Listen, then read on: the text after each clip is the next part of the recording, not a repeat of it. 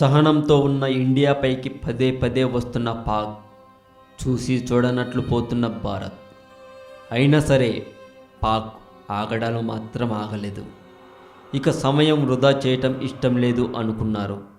పక్కా ప్రణాళికతో రంగం సిద్ధం చేసుకున్నారు. అనుకున్న సమయం దగ్గర పడింది. అప్పటికే సమయం అర్ధరాత్రి అయ్యింది. అన్ని ఆయుధాలు సిద్ధం. ఇక మిగిలింది దూసుకెళ్లటమే. దొరికిన టెర్రరిస్టులను దొరికినట్లు మట్టు కరిపించటం ఒక్కటే లక్ష్యం. అనుకున్నట్లుగానే సర్జికల్ ఆపరేషన్స్ మొదలుపెట్టారు. మరి ఆ సర్జికల్ అటాక్లో ఏం జరిగింది? అనుకున్నది సాధించారా? అసలు సర్జికల్ అటాక్ అంటే ఏమిటి ఇప్పుడు మనం తెలుసుకుందాం. అసలు సర్జికల్ అటాక్స్ అంటే ఏమిటని ఆలోచనలో పడ్డారు ఈ మధ్య చాలామంది. సర్జికల్ అటాక్స్ అంటే ముందుగా తెలిసిన సమాచారం ప్రకారం పక్కాగా నిఘా నిర్వహించి అణువణువు జాగ్రత్తగా వ్యవహరించి నిక్కచ్చిగా ఓ లక్షిత ప్రాంతాన్ని ఎంచుకొని పక్కాగా దాడి చేయడం. ఆర్మీ ఎంత మేరకు లక్ష్యంగా ఎంచుకుంటుందో సరిగ్గా అంతే మొత్తంలో ధ్వంసం అవుతుంది. ఇది చాలా తీవ్రంగా ఉంటుంది. ఫలితం చాలా భయంకరంగా కూడా ఉంటుంది. అయితే ఈ దాడి ప్రాంతంలోని నిర్మాణకులకు కానీ, వాహనాలు, భవనాలకు, ఇతర జనావాసాలకు కానీ ఎలాంటి చిన్న నష్టం కూడా సంభవించదు. ఇంకా చెప్పాలంటే ఇటీవల మయన్మార్లో నాగా తీవ్రవాదులను భారత సేనలే ఎదుర్కొన్నాయి. 70 మంది భారత ఆర్మీ కమాండోలు ఆపరేషన్ ప్రారంభించి ఈ సర్జికల్ ఆపరేషన్ ద్వారా 40 నిమిషాల్లో పని పూర్తి చేశారు. ఆ సమయంలో 38 మంది నాగా తీవ్రవాదులు హతమయ్యారు. ఈ దాడిలో ఉపయోగించిన బాంబుల పరిమాణం చిన్నగా ఉన్నప్పటికీ లక్షిత ప్రాంతాన్ని ధ్వంసం చేయగల సామర్థ్యం ఉంటుంది. 2003లో ఇరాక్ యుద్ధం సమయంలో అమెరికా కూడా సర్జికల్ దాడులే చేసింది. అక్కడి ప్రభుత్వ భవనాలు, మిలిటరీ క్యాంపులను ఈ దాడుల ద్వారానే ధ్వంసం చేసింది. ప్రత్యర్థి స్థావరాలను లక్ష్యంగా చేసుకొని చేసే ఎయిర్ అటాక్స్ కూడా ఈ జాబితాలోకి వస్తాయి. అయితే ఈ తరహా దాడులను అమెరికా ఇరాక్పై ప్రయోగించింది. సద్దాం సేనలను అణచివేసేందుకు సర్జికల్ దాడులు చేసింది.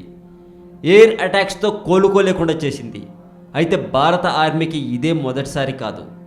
మయన్మార్లో నాగాలాండ్ మిలిటెంట్లను తుది ముట్టించేందుకు సర్జికల్ అటాక్స్ చేసింది. ఇప్పుడు మరోసారి దమ్ము చూపించింది. అయితే ఆపరేషన్ ఎలా జరిగింది? తెర వెనుక ఏమైంది? ఇప్పుడు మనం తెలుసుకుందాం. సర్జికల్ స్ట్రైక్కు సంబంధించి పూర్తి వివరాలు. ఆర్మీకి చెందిన ధృవ హెలికాప్టర్లలో అత్యాధునిక సాంకేతిక కలిగిన హెలికాప్టర్లు. బీహార్లోని 4-9 రెజిమెంట్లకు చెందిన 25 మంది పారామిలిటరీ కమాండోలు నియంత్రణ రేఖను దాటి పాకిస్తాన్లోకి ప్రవేశించారు. ముందుగా అనుకున్నట్లే అనుకున్న ప్రాంతాల్లో హెలికాప్టర్లు కమాండోలను వదిలేశాయి. అక్కడి నుంచి సైలెంట్గా టెర్రర్ లాంచ్ ప్యాడ్స్ దగ్గరికి చేరారు. ఆర్మీ టార్గెట్స్ చేసుకున్న భీంబర్, కెల్, తట్టాపని, లీలా ప్రాంతాల్లో పొజిషన్స్ తీసుకుని దాడులు ప్రారంభించారు. మొత్తం 6 క్యాంపులపై దాడి చేయగా వీటిలో 3 భారతీయ కమాండోలు నేలమట్టం చేశారు.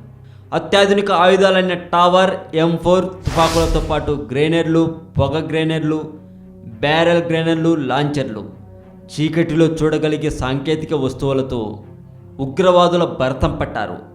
కమాండోల తలలకు పెట్టుకున్న హెల్మెట్లలో కెమెరాలు అమర్చారు. ఏం జరుగుతుందో తెలిసేలోపే పొగ గ్రెనేడ్లను విసిరి ఉగ్రవాదులను, టెర్రర్ మూకలను గందరగోళం పడేశారు. ఎదురు దాడికి ఆస్కారం లేకుండా 38 మంది టెర్రరిస్టులను, 2 పాకిస్తానీ సైనికులను హతమార్చారు. కాగా తిరుగు ప్రయాణంలో ల్యాండ్ మైన్ల కారణంగా 2 కమాండోలకు గాయాలయ్యాయి.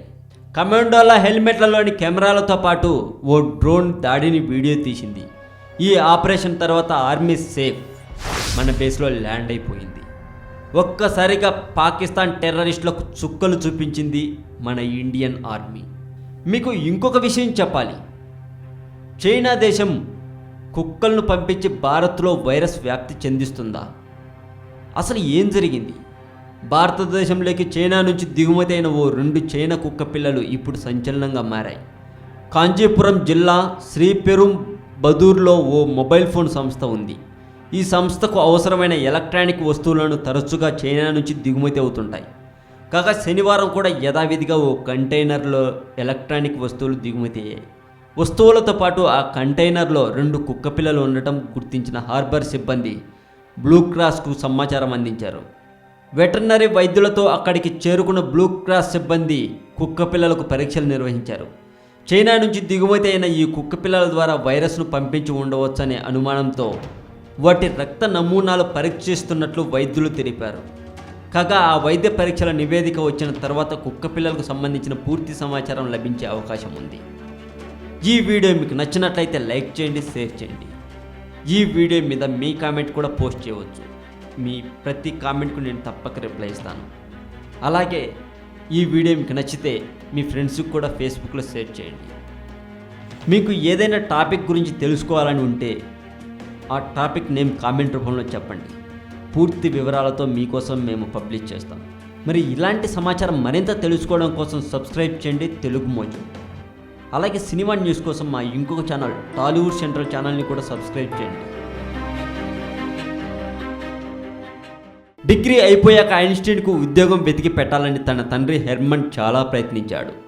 తన మీద తనకే నమ్మకం లేని ఐన్స్టీన్ కూడా ఇన్సూరెన్స్ ఏజెంట్ లాంటి మామూలు ఉద్యోగం చాలు అనుకున్నాడు.